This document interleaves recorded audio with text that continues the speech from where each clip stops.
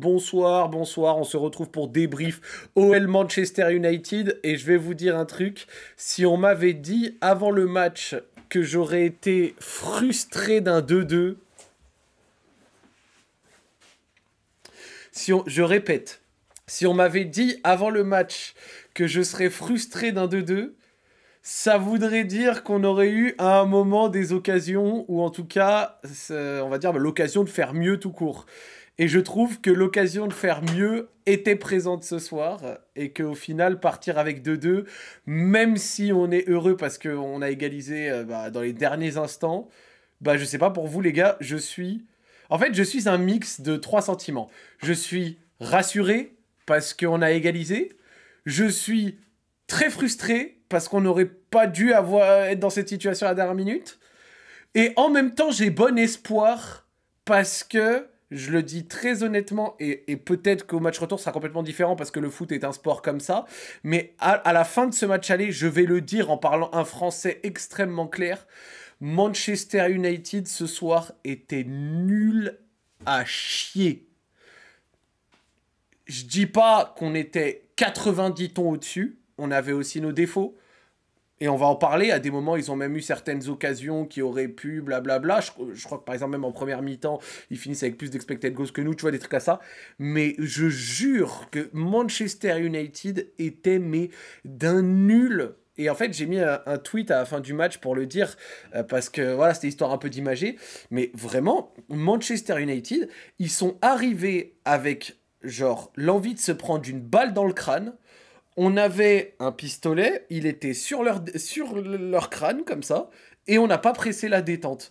Je vois quelqu'un qui dit « Je suis le seul fou qui les a trouvés bons », mais je vais être honnête avec toi, il n'y avait rien de bon dans Manchester United, en dehors d'un seul homme qui a surnagé quasiment seul tout, c'est monsieur Bruno Fernandes, qui, avec 2-3 coups de pied, a montré que, tu vois, c'était un joueur de qualité supérieure, et qu'il était entouré de quiche astral, parce que franchement, en dehors de... Et je parle entouré en attaque, parce que ouais, en défense, on peut noter un ou deux, mais sinon, individuellement, ils ont été meilleurs. Ah ouais, mais je suis, mais franchement, je vais le dire, je suis tellement pas d'accord.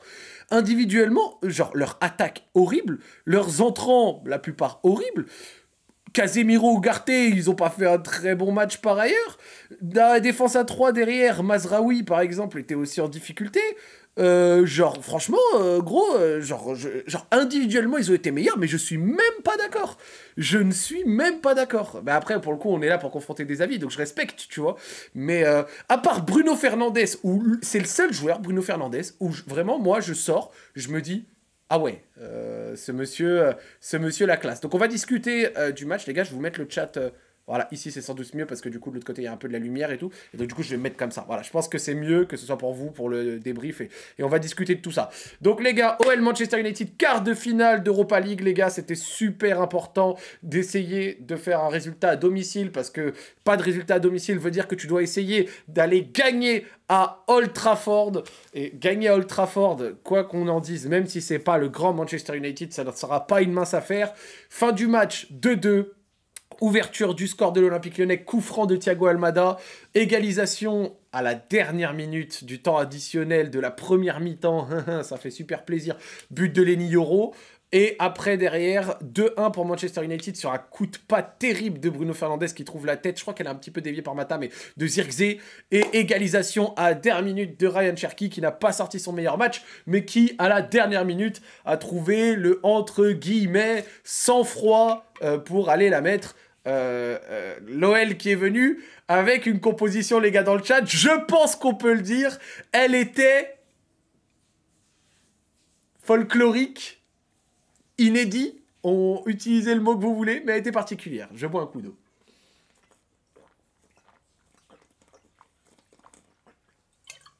Un peu d'eau, ça fait plaisir. Donc l'OL qui s'est pointé dans un système en 4-2-3-1, mais pas vraiment, avec Tagliafico, Niakate, Mata, Maitland-Niles, c'est le classique. Un double pivot absolument inédit, mais quand on voit l'animation, on comprend ce qu'a voulu faire Paulo Fonseca avec Paul Akwakoubé, quelqu'un qui n'avait pas joué en tant que titulaire depuis décembre 2023 et qui ne venait de faire que 2 changements. Jordan Verretou, sorti des ténèbres après une forme des derniers temps qui était un peu difficile, on va pas se mentir. Corentin Tolisso, placé à gauche sur le papier, mais globalement qui a alterné entre plus haut sur le terrain, plus bas. On va parler de Corentin Tolisso, parce que je sais que certains disent qu'il a fait un énorme match. J'ai vu qu'il a même été élu homme du match. Je serais plus mesuré, mais il fait pas un mauvais match par autant, donc on va en discuter. Pour autant, pardon. Thiago Almada et Ryan Cherki, donc voilà, plus Miko Tadze, avec un Noël qui était évidemment affaibli. Pas de Mike Fofana, pas d'Ernest Nuama. Autant vous dire, les amis, que en termes de profondeur, de jambes et d'athlétisme, on va dire d'athlétisme, de vitesse, de profondeur, c'est quasi, ça allait être difficile. Et je vais poser une question, parce qu'en fait, à un moment, on en a discuté, et peut-être dans le chat, vous allez me rappeler peut-être une action. Est-ce que ce soit côté Manchester United OL, et dans ce cas-là, je trouve que c'est assez révélateur, est-ce qu'il y a eu un seul hors-jeu? Mais j'ai regardé le match, hein, j'étais au stade, je suis pas sûr. Et le fait que, genre de tête là, comme ça, est-ce que vous en avez un? Genre, j'ai pas un hors-jeu dans la tête. Alors, en vrai que j'en ai pas un, peut-être qu'il y en a un, mais alors s'il y en a un, ce que je veux dire, c'est que c'est pas parce que les appels en profondeur ont tous été servis dans le bon timing. C'est parce qu'on n'a pas eu beaucoup. C'est parce qu'il n'y a pas eu beaucoup d'appels tout court, tu vois. Donc c'est quand même, je trouve, cette stat du fait qu'il n'y ait quasi pas eu de hors-jeu, je trouve que c'est quand même révélateur d'un truc, avec un Miko Tadze qui, en première mi-temps, était placé plutôt côté gauche, si vous regardez, et un axe du côté OL qui était occupé par Tolisso, par moment Almada, et franchement, je vais être honnête avec vous, moi, un des trucs qui fait que j'ai été extrêmement déçu du niveau de Manchester United, mais que j'ai aimé les 30 premières minutes de l'OL, c'est que Manchester United était une équipe au pressing zéro. Moi, j'avais peur de la base de relance avec Verretou à Koukou. Je me disais, si on se fait bien presser, ça peut être difficile. Où était ce pressing? Il n'était pas existant. Il y a eu très peu de pressing du côté de Manchester United. Ils étaient d'un mou qui était frappant. Vraiment, ils étaient mous. Je trouve que c'était le mot. Le mot, c'est mou. Ils ont eu un seul temps fort, je trouve, dans tout le match, c'est début de deuxième mi-temps. Sinon, sur quasiment l'essentiel du match, très peu de pressing, ça se découvrait peu, ça appuyait pas sur l'accélérateur. Et du côté de l'OL, on a réussi à les instaurer, je trouve, en première mi-temps, dans un espèce de faux rythme qui nous a été bénéficiaire et qui a réussi à nous donner une première mi-temps où, même si dans l'absolu, tout en disant ça, il y a quand même eu une ou deux occasions de Manchester United, un ballon qui est capté par Perry, le ballon en retrait pour la frappe de Fernandes qui finit au-dessus, donc quand même il y a eu une ou deux occasions côté Manchester United, mais ça restait dans l'ensemble très faible, et je trouve que l'OL est bien ressorti en phase de relance, et le plan de Paulo Fonseca était totalement compréhensible. Et j'ai trouvé, sans déconner, que ce soit Paul Akuoku, Verretou, ou alors même Tolisso après, une espèce de discipline. Bravo messieurs. Tactiquement, une espèce de discipline. Quand on regarde un petit peu, je vais essayer de trouver le compo maker pour un peu montrer, pour imager, c'est plus facile que de simplement le dire à l'oral, mais en vrai, j'étais bien placé dans le stade, donc en vrai, j'avais une vue d'ensemble des lignes et tout ça, je pouvais voir. Donc il y avait la ligne de 4 à l'OL, donc je vais mettre les noms et je vais vous montrer, hop, attendez, hop, je vais vous mettre le chat, voilà, super, comme ça, c'est plutôt pas mal. Si je fais ça, ouais, c'est bon, on me voit, coucou, et si je fais ça, ouais, bonjour les mecs, alors attendez, je ferme Discord, je me mets un petit chat comme ça en mode mon gros canard et je vous montre. Bordel les mecs, vous êtes quasi 1000 à presque 1h du matin au bout de 10 minutes. Vous êtes forts les gars, je tiens à le dire dans le chat, vous êtes forts. Hein. Vous êtes très forts. Hop, tac. Voilà, n'hésitez pas à soutenir la chaîne. Si vous avez envie de soutenir la chaîne, n'hésitez pas à sub. Alors, je vais mettre donc Perry, Tagliafico, Niakate, Mata. C'était qui notre arrière droit? Maitland Niles, évidemment, je suis fou. Akuoku, Verretou, hop, Tolisso, Cherki, Almada et notre ami Miko Tadze. On va aussi parler de Miko Tadze. Et donc voilà pour la compo de l'OL. Un truc que j'ai kiffé du côté de l'OL, ça a été la discipline tactique du double pivot qui a vraiment fait un travail énorme sur l'aspect de compensation et qui a vraiment permis pour moi à l'OL d'être très très bon défensivement. Je vais vous montrer. C'est, je trouve, quand Akuoku et Veretout se calaient vraiment comme ça dans le demi-espace entre les centraux et les latéraux et qui ont permis par moment, et notamment à Tagliafico, j'ai pas téléchargé PicPen sur ça, bref, à Tagliafico de pouvoir aller chercher très très haut et à Akuoku de vraiment se mettre là. De même pour Maitland-Niles, qui faisait quand même un peu moins, si on doit être honnête, mais vraiment toute la discipline tactique du milieu qui venait se mettre parfois quasiment en troisième centrale pour permettre à Tagliafico d'évoluer assez haut, j'ai trouvé ça super bien. Et pareil pour Veretout qui a fait un match, mais vraiment, Veretout, je le dis, un match hyper appliqué. Dans l'engagement, dans les déplacements, dans la relance, franchement, Jordan Veretout, bravo, rien à dire. Et à coup au coup, pour un mec qui n'a pas joué depuis 765 ans, à part un ballon perdu que j'ai considéré dangereux en première, sinon globalement, il a fait le taf, des récupérations de balles. Par moment, au fur et à mesure, il s'est un peu débridé par la passe, donc c'était ok. Et Veretout, beaucoup d'intensité. Et comme l'a dit Dontrakis, nos deux latéraux sur leur piston et nos deux milieux qui compensaient la régalade, exactement. Ça a vraiment permis à Tagliafico, à Maitland-Niles d'aller prendre très haut sur leur piston, d'Orgu et d'Alot, pendant que Akuoku, du coup, pouvait compenser par moment, et c'était fait de manière extrêmement sérieuse. Tolisso, il s'est mis des fois à gauche, mais il était surtout dans l'axe, avec Almada aussi, et je sais pas si vous l'avez vu, mais on avait souvent, en première mi-temps, une ligne de 4 qui ressemblait un peu à ça, fondamentalement, avec Mikotadze très souvent à gauche, Cherki très large à droite, Almada ici. Attends, Dixon, tu vas prendre un ban parce qu'à la fin, vraiment, les Parisiens gogo qui viennent faire les gogo, hop, à la longue, on est fatigué. Donc, Tolisso, Almada.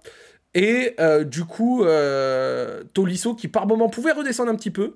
Almada, une activité de tous les instants. Merci à Antoine Zarza pour le recep. Almada, une activité de tous les instants. Ces petites jambes là qui courent dans tous les sens. Franchement, bravo à lui.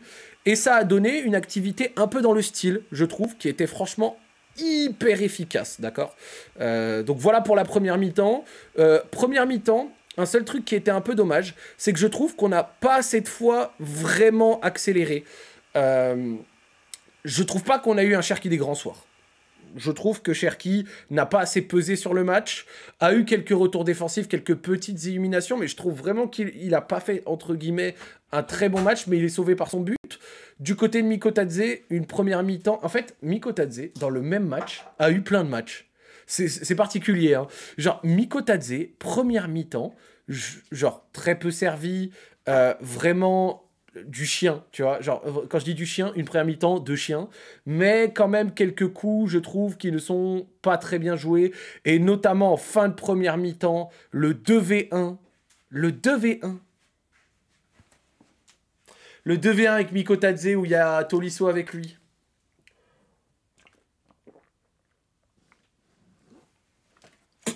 Et là où ça fait mal, c'est vraiment que ce 2v1 intervient juste avant l'égalisation.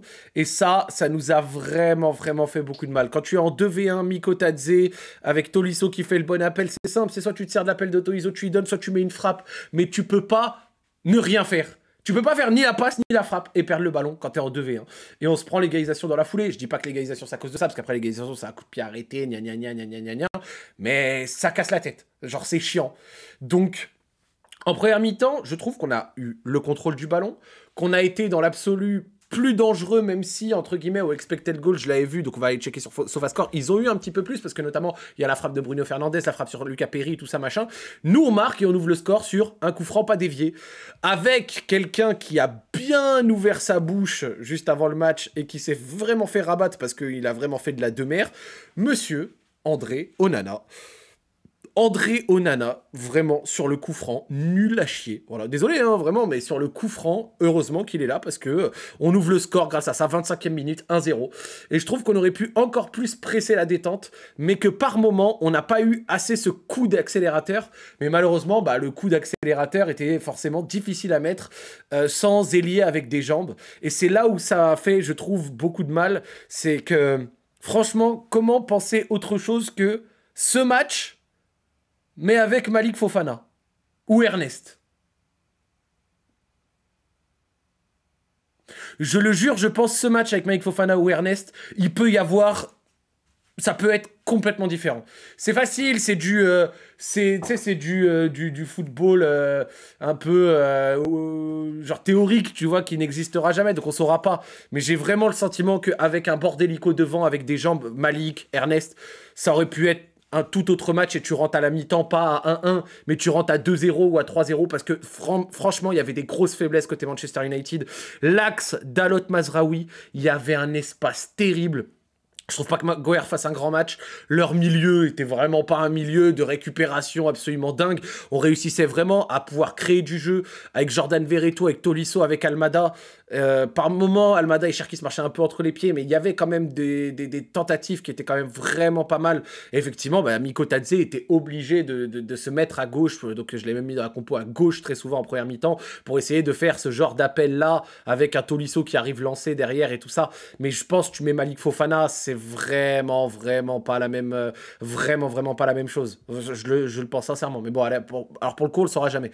Donc quand on regarde donc les stats avancées, comme je l'ai dit, en première mi-temps, hop, regardez, Manchester United a plus d'expected goals, mais sans déconner, pour moi, c'est vraiment pas représentatif de l'ensemble de la mi-temps, où même si l'OL ne s'est pas créé les plus grosses occasions, je trouve que l'OL a été en maîtrise, je trouve que l'OL a été meilleur. On le voit, 300 passes quasiment à 180. Franchement, je trouve sincèrement qu'on a été meilleur et qu'en première mi-temps, le 1-1 est vraiment bien payé pour Manchester United qui marque à la toute fin avec une déviation sur la tête de Yoro. J'aime beaucoup Lucas Perry, donc je vais pas lui cracher dessus vénère, mais je vais vous dire un truc avec Lucas Perry. Des fois, il y a beaucoup de choses à dire sur son jeu au pied. Son plus gros défaut, c'est pas son jeu au pied, c'est comment il se comporte sur les coups de pied arrêtés. Sur les coups de pied arrêtés, ça a été notre point noir. Défensivement, sur les coups de pied arrêtés, on est mauvais. Quasiment tous les coups de pied arrêtés de Manchester United, allez, 3 sur 4, représentaient un danger. Vraiment, sur les coups de pied arrêtés, terrible. Et Lucas Perry, il a du mal à sortir. Et pire que du mal à sortir, il ne sait pas capter un ballon. Il renvoie toujours des points. Il a la peur dans le ventre et c'était visible. Et ça nous a coûté beaucoup. Sur le premier but, la balle arrive vite. Donc je lui reprocherai pas de ne pas l'avoir capté. Mais je ne sais pas si c'était impossible de le faire. Donc je ne vais pas l'affirmer. Par contre... il y a un moment en deuxième mi-temps où il y a faute sur lui, tu vois, donc il se fait un peu bousculer. Mais avant de se faire bousculer, vous regardez l'action. Le ballon arrive dans l'air. Il est tout seul, il n'y a personne à 1 mètre de lui. Il va pas pour mettre les mains comme ça, il y va en étant déjà comme ça. Il y va déjà comme ça, il est tout seul. Il est tout seul qu'il est déjà prêt à boxer. Je trouve que c'est dommage. Voilà, pour être honnête. Après, bon, je suis conscient que Perry fait une grosse année et tout ça, nanana, je remets pas en cause beaucoup de choses sur lui. Mais ça, c'est des défauts qui, pour moi, font que tu vas pas dans le club d'au-dessus en étant aussi faible sur coup de pied arrêté.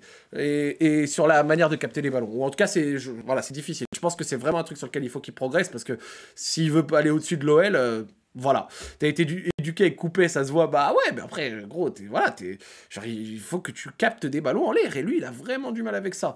Donc voilà, donc à fin de la première mi-temps, faute, un peu de Niakate à l'écart, enfin, écarté, quoi. Et après, derrière, on se prend le but, l'égalisation. Manchester United est vraiment chanceux d'arriver à 1-1, parce que vraiment, en première mi-temps, plus de maîtrise du ballon. Ils ont eu 1 ou 2 occasions, on en a eu aussi. Mais après, à côté de ça, dans l'ensemble, on maîtrisait bien mieux qu'eux et ils étaient franchement mièvres. J'ai pas aimé du tout. Par contre, deuxième mi-temps, les 10 premières minutes.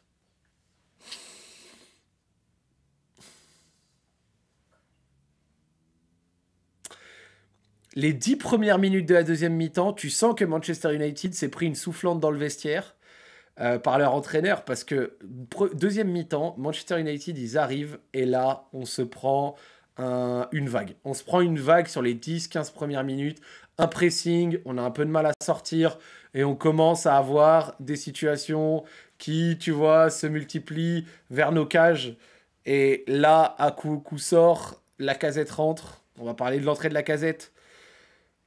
Mais je suis content parce que on n'est pas resté dans cette tempête genre très longtemps. Parce que passer cette petite tempête de 10-15 minutes où on a eu vraiment du mal, après ça, on a enchaîné les occasions. Déjà, on va le dire, l'occasion de Tolisso, où il ne la décale pas à Mikotadze et où il tire pied gauche, mais sans pied d'appui, ce qui donne une toute petite frappe sur Onana. La prise de balle de Mikotadze, absolument monumentale pour le centre vers Lacazette, et il ouvre un tout petit peu trop le pied. L'occasion de Lacazette avec le centre en retrait de Ryan Cherki, et il frappe au-dessus alors qu'il est quasi tout seul.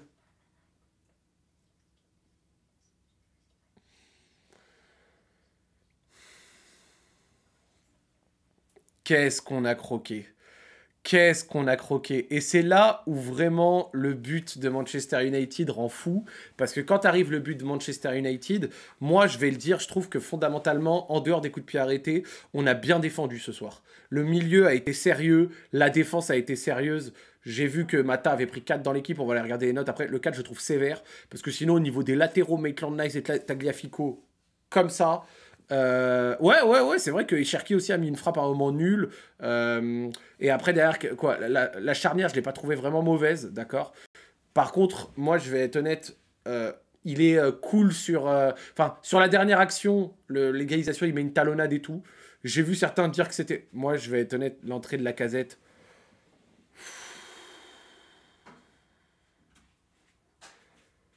Encore une fois, tout le respect, la fin arrive dans quelques semaines et tout, donc je lui crache pas, je crache pas dessus, mais je vois des gens qui disent qu'elle est bonne.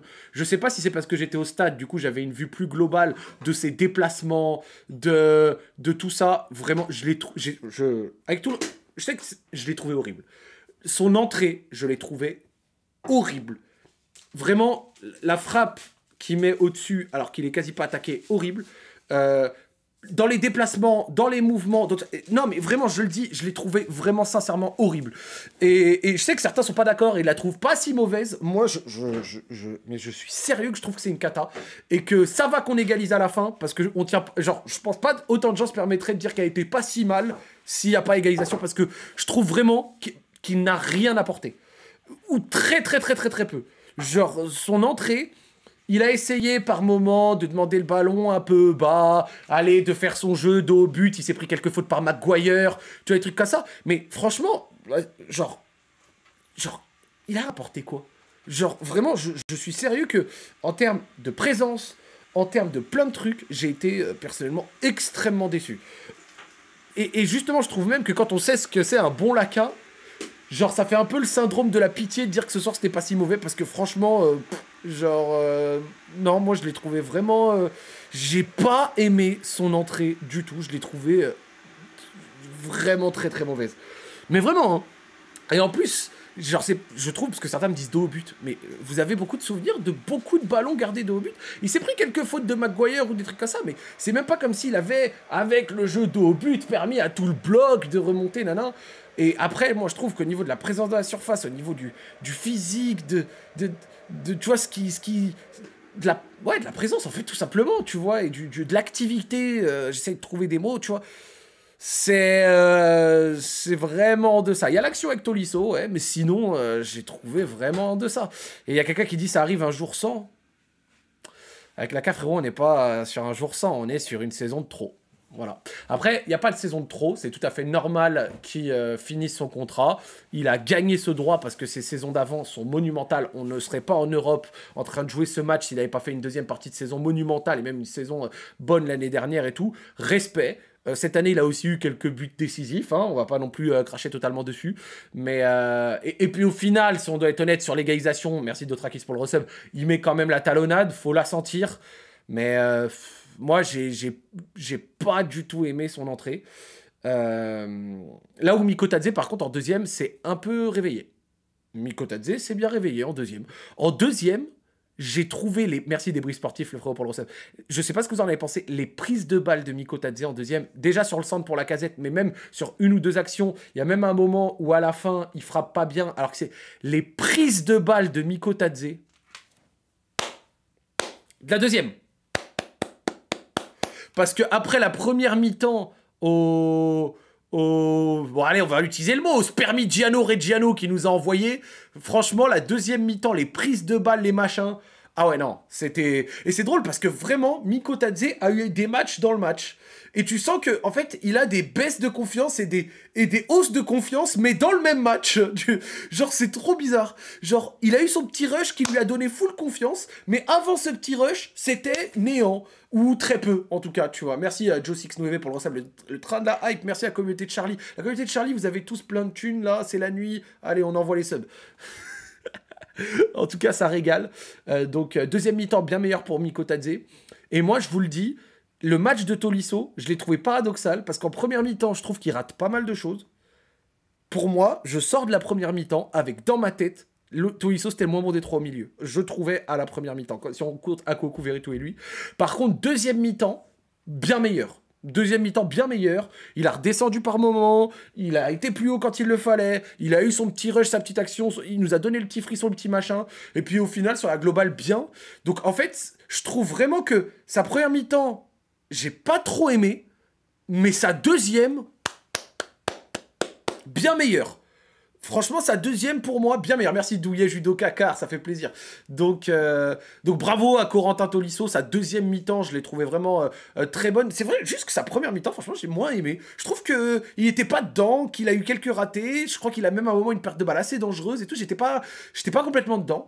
Et on va parler de la doublette.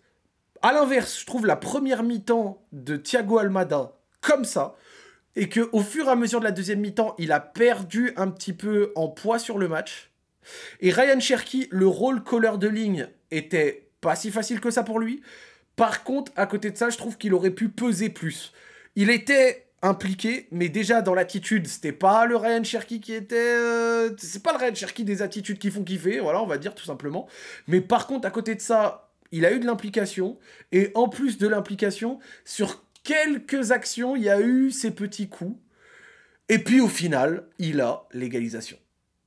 Et l'égalisation, bah, elle arrive une petite action dans la surface qui part en plus de Thiago Almada avec Maitland-Niles qui s'est démené pour pas que le ballon sorte et il ne sort pas à quelques centimètres. Thiago Almada qui fait son petit rush, qui donne une passe comme ça. Et c'est là où Cherki a progressé, c'est que même dans un match où au niveau de l'attitude il y avait des choses à redire, où il a raté quelques trucs mais il en a réussi quelques-uns, il a réussi à être décisif à dernière minute et comme j'ai dit, avec le ballon qui retombe devant Onana, faut la mettre. Hein. Il faut la mettre, elle est pas si simple que ça. Faut avoir la lucidité à la 93e minute d'un match de quart de finale de fucking Europa League contre Manchester United, même si c'est pas le grand Manchester United, d'aller, pas la toper, tu vois, mais de la taper comme ça, bon côté et tout. Et grosse libération. Et j'étais très heureux. Vraiment, j'étais avec Charlie dans le stade, j'étais très heureux. Et donc du coup, je peux comprendre pourquoi il a gardé Cherki jusqu'au bout. Et je suis content d'une égalisation qui est méritée pour l'Olympique Lyonnais, qui, sur l'ensemble du match, je le dis, je l'affirme, je le répète, a été bien meilleur que Manchester United. Est-ce que ça veut dire que dans une semaine, on va se qualifier à Old Trafford? Bon, évidemment que non, les tendances peuvent s'inverser. Mais si ce Manchester United a ce niveau moyen-là, on peut y croire. Si Manchester United rejoue comme il a joué ce soir, je jure qu'on peut y croire. Genre, là, à 2-2, je suis dégoûté qu'on n'y aille pas avec un but d'avance, parce qu'avec un but d'avance, j'aurais été plus serein. Mais à 2-2, on verra. On verra, j'ai envie de te dire. Mais ils étaient nullissimes. Genre, vraiment, mais Manchester United, j'ai pété ma tête. Et si on a Malik Fofana, je sais pas, apparemment, peut-être qu'il pouvait revenir pour le retour. Si Malik Fofana peut être là, même en entrant... Donc voilà, hein. On est 13ème, tu crois qu'on a le Barça, sérieusement. Alors Stardust, je sais que t'es souvent là, t'es fan de MU. Je vais te dire ce que je pensais, moi. Je vais te dire ce que je pensais. Manchester United, comment dire, ils ont plus rien à jouer en PL, c'est fini. Le seul moyen de retrouver l'Europe, c'est de tout miser sur l'Europa. Du côté de l'OL, t'as envie de miser sur la LDC, mais nous, je pense qu'on pense plus d'accrocher la LDC via la Ligue 1 que d'aller jusqu'au bout en Europa League. Et donc du coup, une équipe qui va jouer sérieusement l'Europa League, l'OL, tu vois, mais à qui il reste la Ligue 1, et une équipe qui a que ça à jouer, je pensais que ça ferait la différence. Voilà, je le dis, je pensais que ça ferait la différence, et je pensais que sur cette base, Manchester United allait nous battre. Et au final, pas du tout. Mais vraiment, je le répète sincèrement, à part les 10 premières minutes de la deuxième mi-temps, j'ai trouvé Manchester United trop nul. Va falloir de leur part un visage complètement différent la semaine pro pour nous rouler dessus. Et j'espère qu'on réussira à avoir un match de la qualité de ce soir. Parce que tu vois, on peut dire un truc sur le fait qu'on n'est pas assez pressé la détente, qu'on n'est peut-être pas à des moments accéléré un peu plus le jeu, qu'on a un peu gâché certaines situations. Mais la réalité, c'est qu'on ne pouvait pas inventer certaines qualités à des joueurs dont ce n'est pas la force. En réalité, on a manqué de quoi? Peut-être de percussion, d'un peu plus de vitesse. Voilà, tu sais, de vitesse dans l'exécution et tout machin. Ouais, il nous a manqué des jambes. Malik Fofana et Ernest Nuama. Ils sont pas là. Tu joues avec Almada. C'est pas un joueur de profondeur. Tu joues avec Ryan Cherki, c'est pas un joueur de profondeur. Tu joues avec Miko Tadze qui a joué la moitié de terrain, enfin la moitié d'une mi-temps sur le côté, l'autre un peu, voilà, donc c'était plus difficile. Lacazette, voilà, physiquement très emprunté. Tolisso, quand il part lancer, c'est cool, mais c'est pas non plus un capital athlétique, en termes de rapidité, je veux dire, très ouf. Il nous a manqué du bordélico. Et carrément, moi, je le disais à Charlie, vu que je trouvais que Cherki manquait d'empreinte sur le match, je trouvais, à partir de la 80e, j'étais là, pourquoi il fait pas rentrer Enzo Molébé? Vous savez que, voilà. Mais foutu pour foutu, 5 minutes, un bordélico avec des jambes, pour juste apporter peut-être, tu vois, cette détente. Et au final, bah, Cherki marque. Donc, écoute. Écoute.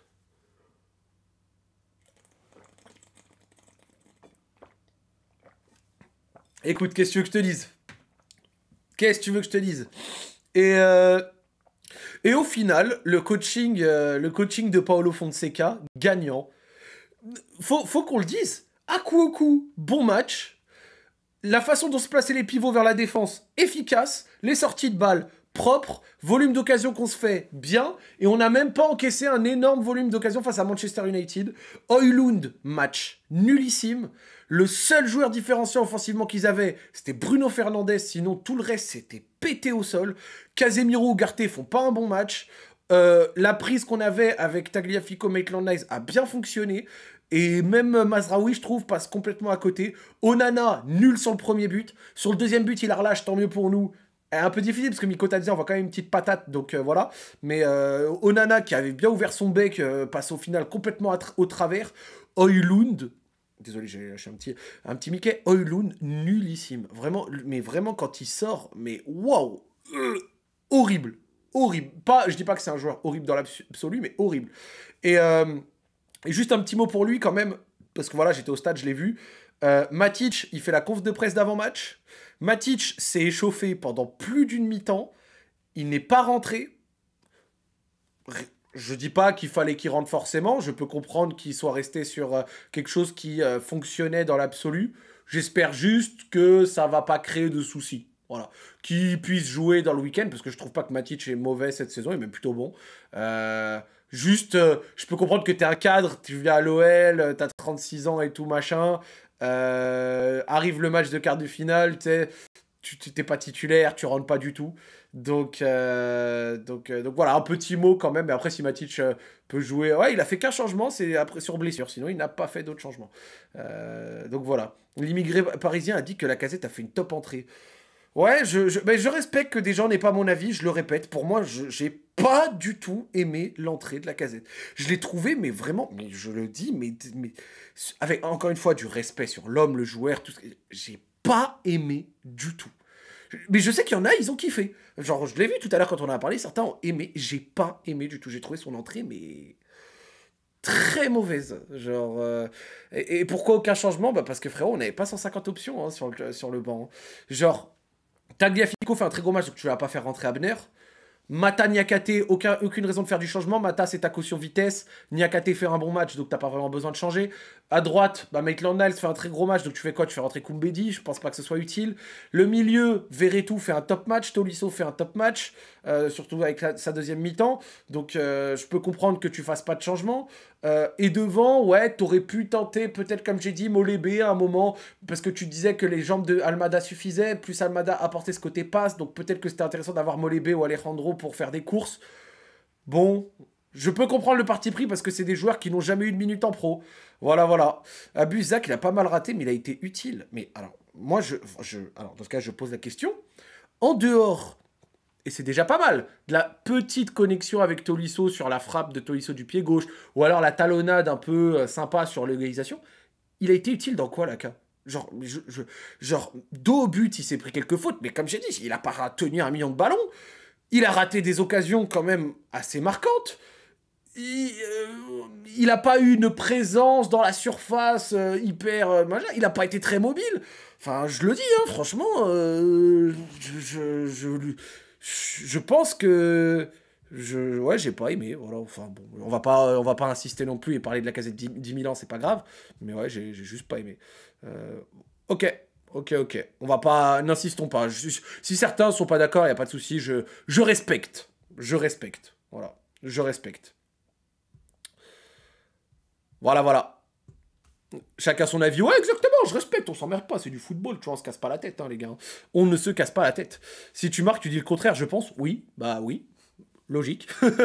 S'il marque, il est décisif, donc du coup, je pense que je dis le contraire. Et surtout, même pire que ça, je pense que s'il marque, il gagne en confiance, et que là, il peut faire mieux. Mais là, du coup, bah, il marque pas. Je trouve pas qu'il a été dingue dans le jeu. Je trouve qu'il a beaucoup manqué de présence. Donc ouais, effectivement, de présence, d'activité, tu vois, sur certaines remontées de balles, il était très très lent et tout, tu vois. Et pareil, Cherki, son match est sauvé par son but. Mais clairement, parce que sinon je trouve qu'il avait manqué d'empreinte jusque-là. Mais je le dis, hein. Mais après, c'est ça le foot. T'es un joueur offensif, t'es décisif, bah ça sauve ton match. C'est comme ça, hein. C'est le football, les gars.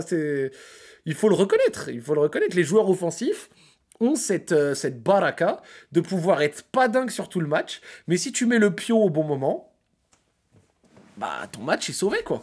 C'est comme ça, c'est comme ça. Cherki, son but, le fait passer, donc là on va avoir les notes de l'équipe. Cherki, il a 6 dans l'équipe. Cherki, son but le fait passer de 4 à 6. Concrètement, son match le fait passer de 4 à 6.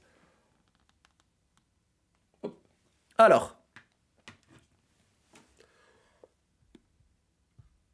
tac, bonjour.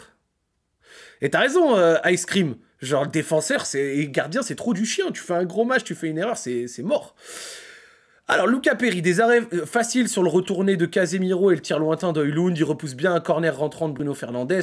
Son intervention sur le coup franc du capitaine Manchester United n'est pas nette et revient sur Ugarte, dont la reprise trouve la tête de Yoro sur l'égalisation. Et il réalise un énorme arrêt réflexe sur une tête de Garnacho, oublié par Tagliafico, mais ne peut rien faire sur la tête de Zirkzee qui file sous la barre. Pas très fan du match de Luca Perry, je pense que de mon côté, vous l'avez compris. Maitland Nice, Monsieur Ainsley, bravo. Première période impeccable durant laquelle il a récupéré 5 ballons et a pris assez aisément le dessus sur Dorgu qui n'a pas fait de différence. Un bon centre pour Miko Tadze contré par Mazraoui. Il confirme son retour en forme avec notamment 77 ballons touchés. Donc il a été énorme à la relance.